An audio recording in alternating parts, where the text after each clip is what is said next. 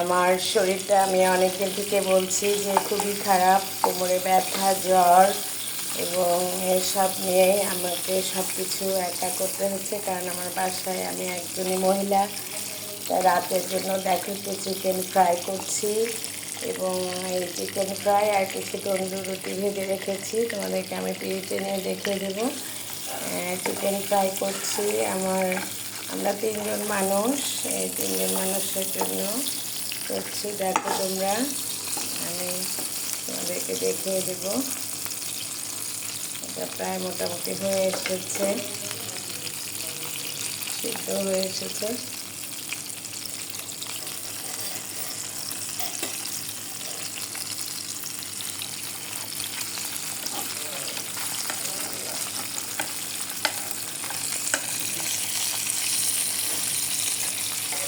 এটাকে আমি একটা বলে বাটিতে তুলে দেব। দেখো, লোকজন ঘরে না থাকলে অনেক আমাকে একাই সব কিছু করতে হয়। স্কুল করে এসেছি, তারপরে এখন আবার ঘরে দেখো রান্না, কারণ আমার একটা ছেলে আছে, সে খাবে, আমার স্বামী এবং আমি, আমরা তিনজন। কে করে দিবে বলো? নিজের কাজ নিজেকেই করতে হয়, অন্যদেরকে তো সাহায্য করা যায়, তো নিজের সাহায্যের কোনো লোক পায় না, একেবারেই পায় না যে তা নয়। কাছে আমার বোন আছে, সে একটু বিকেলে এসেছিল, এসে আমাকে অনেক সেবা করে গেছে। অবশ্য অনেক জ্বর এবং জ্বরে আমার অনেক কষ্ট হচ্ছে, তারপরেও কী করার, এই তো জীবন। স্কুলে যাওয়া, এসে রান্নাবান্না করেছি, খেয়েছি, এখন আবার বিকালে কি খাওয়া হবে সেজন্য তৈরি করছি, তোমাদেরকে আমি দেখিয়ে দেব।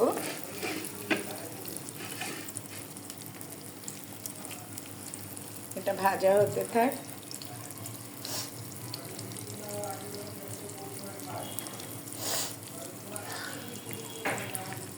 আমাদের বাসায় সবারই জ্বর, সর্দি, কাশি হয়ে গিয়েছে। সবার সেবা যত্নই মোটামুটি যতটুকু পেরেছি করেছি। এখন হচ্ছে গিয়ে আমি একা।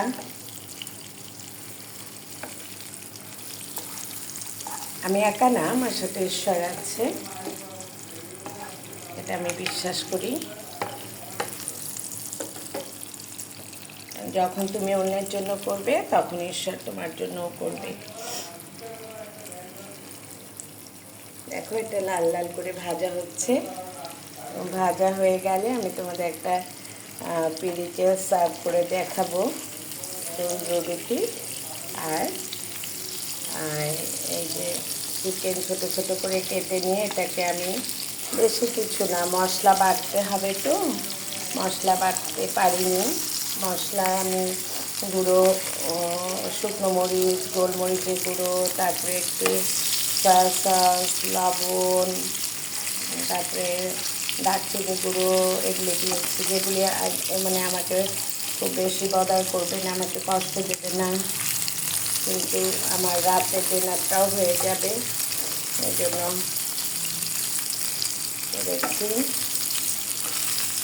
তোমরা এই সময় সুস্থ থাকবে, ভালো থাকবে এবং নিজেদের যত্ন নেবে।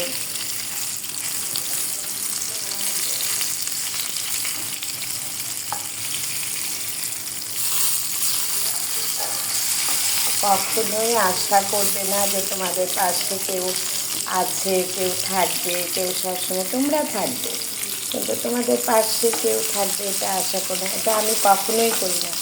আমি চেষ্টা করি সবার পাশে থাকতে, কিন্তু আমি কখনো প্রত্যাশা করি না যে কেউ আমার পাশে থাকুক, আমাকে দেখুক, আমার সেবা করুক, আমার যত্ন করুক, কারণ তো আমি জানি যে প্রভু আমার পাশে রয়েছে।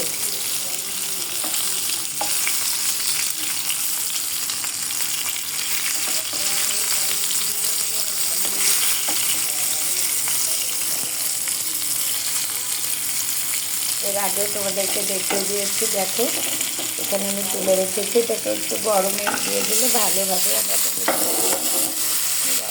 থাকতে হয়, গরম থাকলে ভালোই লাগবে, খেতে সুবিধাও হবে।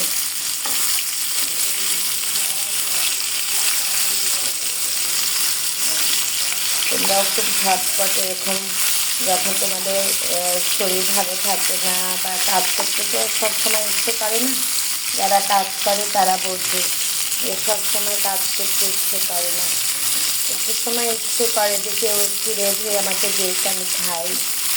সবাই চায় একটু আরাম করতে, আসলে জীবনে আরাম বলে কিছু নেই।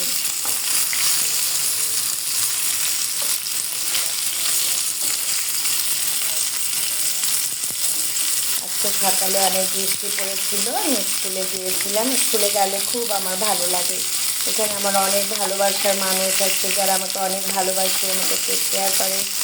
আমার ঘরের মানুষ, আমার ছেলে, আমার হাজব্যান্ড সব সময় আমাকে ভালোবাসে।